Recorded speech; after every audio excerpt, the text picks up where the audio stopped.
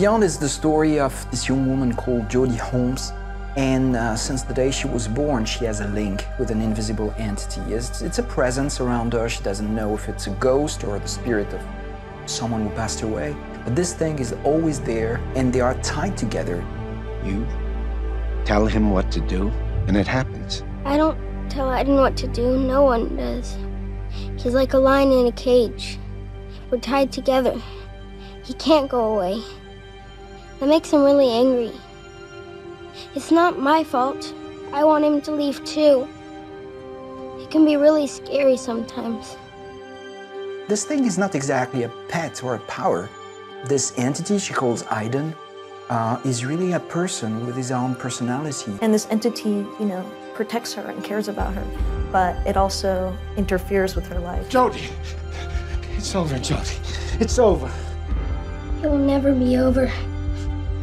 The story itself is very huge, and there's, incredible action. But there's also this, beautiful drama within it, and how she relates to herself and Aiden and other people in the world, and the journey she's going on to just be herself and be in control of her own life.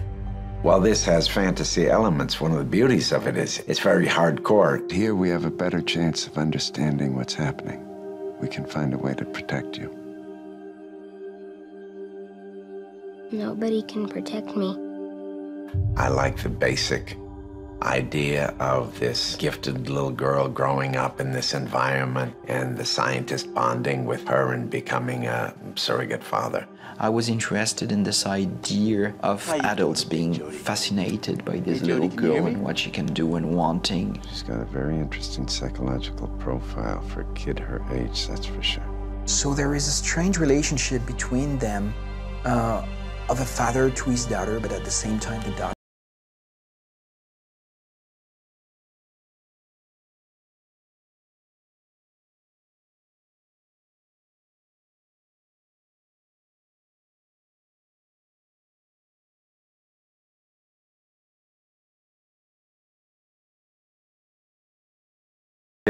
relationship they have. There's lots of complexities of combination of love and betrayal between the two of them.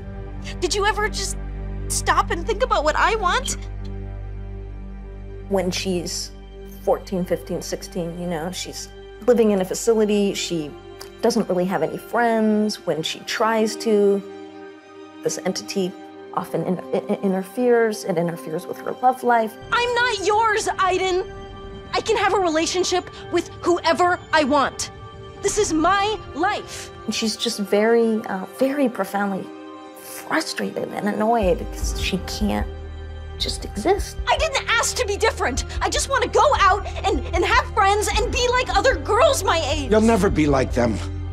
You need to get used to that. We learned through studying her that there are souls. We figure a way to contain them all and study them. Oh, okay, I'm recording. So, trouble is coming.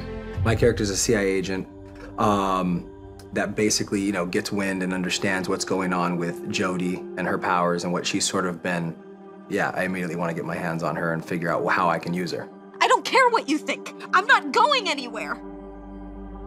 You can tell the CIA to fuck off because I'm not going anywhere. Once we first meet, it's definitely not a pleasant, meeting. She realizes why I'm there, and I'm not there for really great reasons for her.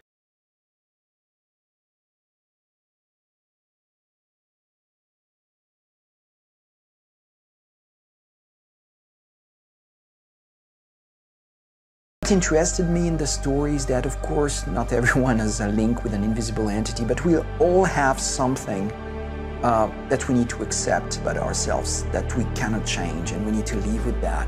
And this is definitely the story of Jodie and Aiden, this entity. I think it's not about paranormal so much, it's about accepting who we are.